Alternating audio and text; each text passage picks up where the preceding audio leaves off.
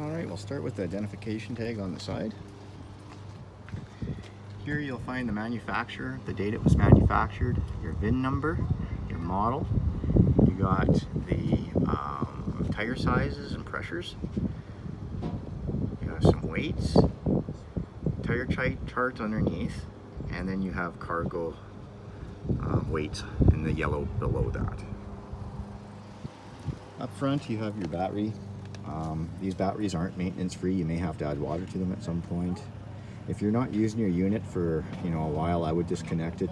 There is a power draw from your stereo and TV and carbon monoxide detector.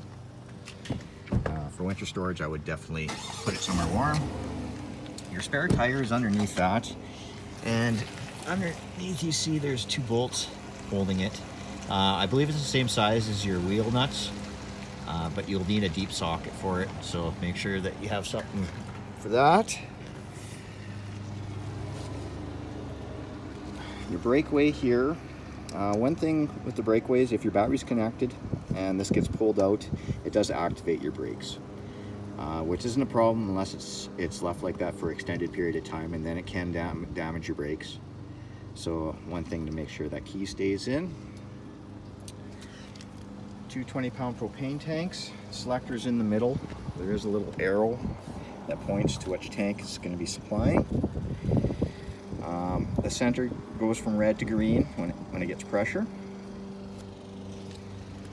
And the power jack at the front. You have it on and off for the light, and then up and down. And your propane cover there.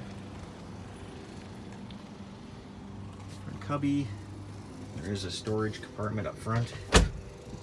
There.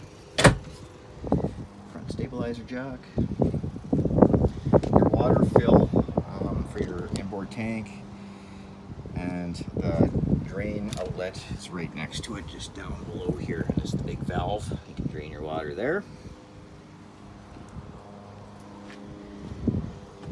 On your slide, underneath, you'll see 2 arms. Just make sure those stay clean, and everything should stay good. There's a silicone spray that you can give it a light lube. You don't want it oily, but a silicone spray will work.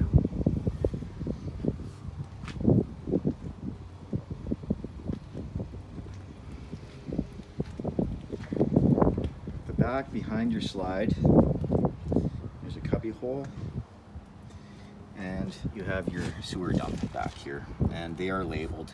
Liquid waste is your gray, and body waste is your black. And when you dump, I recommend dumping your black first and then chase it with your gray. Your water heater is propane and 110 electric. All the controls are on the inside. Really the only thing you need to know here is your plug goes into your drain. That's very important when it comes to winterization. Make sure that you drain it for winter. City water connection here. There's a spray port here. It's just cold water, but there's a hose that comes with it. It's a quick connect, and I'll show you that after. You got your TV cable and satellite hookups here. For your short cord, plug in for your short cord, and then you have a tie down here. The drain outlet here is the low points. You don't really have to do too much with them. After you winterize, you can open up and let all the rest of the water drain out of it, but that's just the lowest part of your water system there. Other than that, don't need to do much. In the bumper there is a sewer hose and rear stabilizer jack there. You have an entrance door at the back here, and I will show you.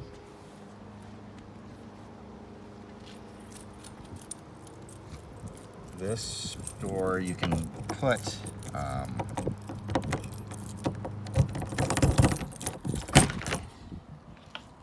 so the bunk folds up, and you can store, say, bikes in here, which is really nice. In here is your behind your hot water heater, and I will show you that after. For winterizing purposes, there's a couple valves there. this unit does have a backup camera, and the monitor is inside.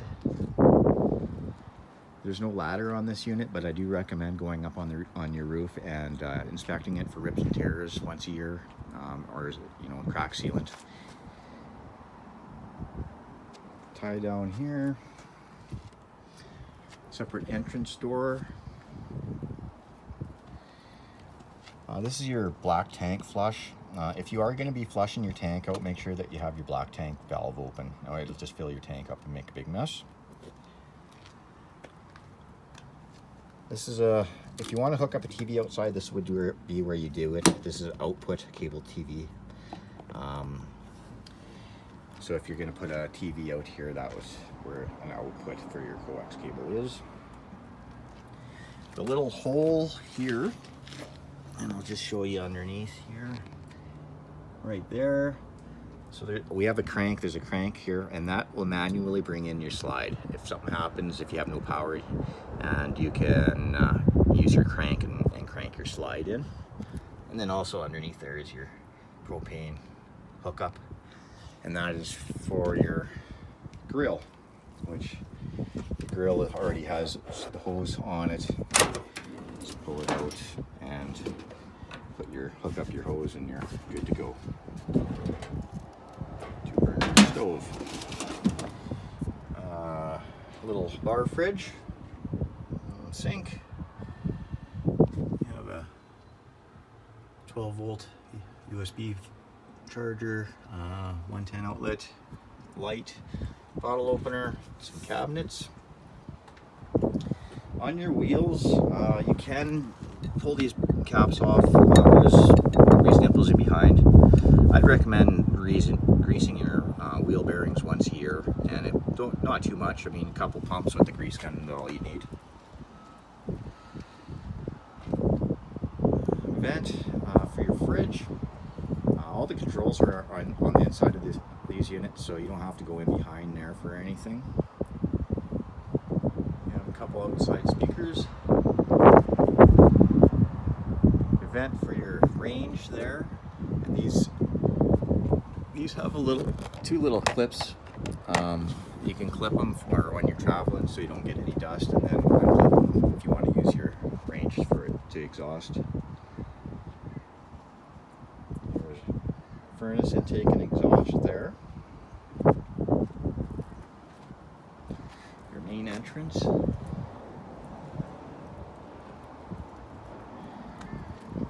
Got a power awning.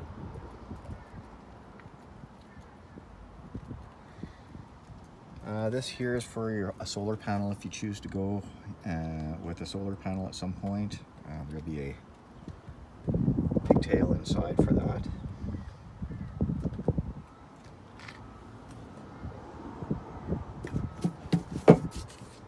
So you have cranks for your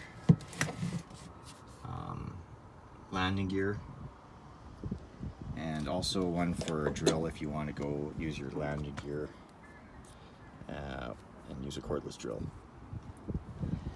This is the hose for your spray port here, and your short cord. This is a motion detector light here, and then this one here controls your lights up front.